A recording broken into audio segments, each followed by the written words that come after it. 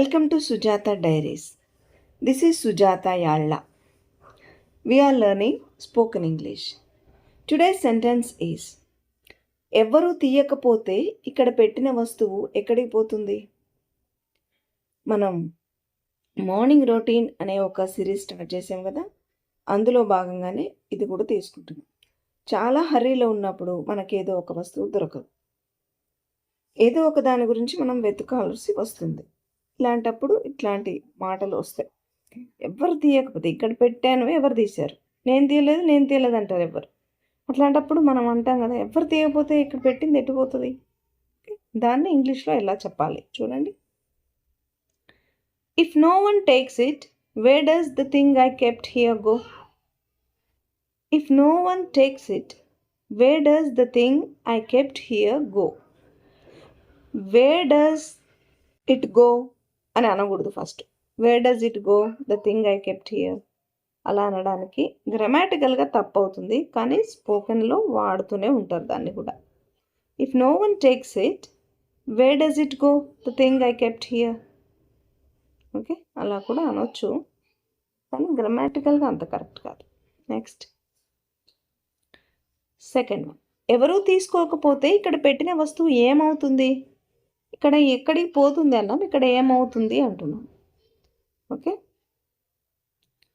what will happen to this thing?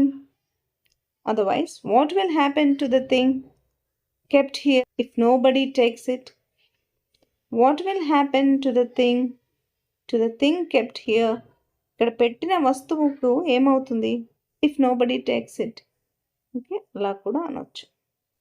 another one, ఎవరు తీయకపోతే ఇక్కడ పెట్టిన వస్తువు ఇక్కడే ఉండాలి కదా, మరి ఏది? మీరు ఎవరు తీయలేదు అంటున్నారు, నేను తీయలేదు అంటున్నారు. ఎవరు తీయకపోతే పెట్టింది ఇక్కడే ఉండాలి కదా, మరేది? If no one takes it, the thing kept here should stay here. Where is it then? నేను పెట్టింది అక్కడే ఉండాలి, మరేది? లేదే. నెక్స్ట్, ఎవ్వరూ తాకకపోతే లేదా ఎవరు ముట్టకపోతే అది ఇక్కడే ఉండాలి కదా. If no one took it, it should still be here, right? Then where is it?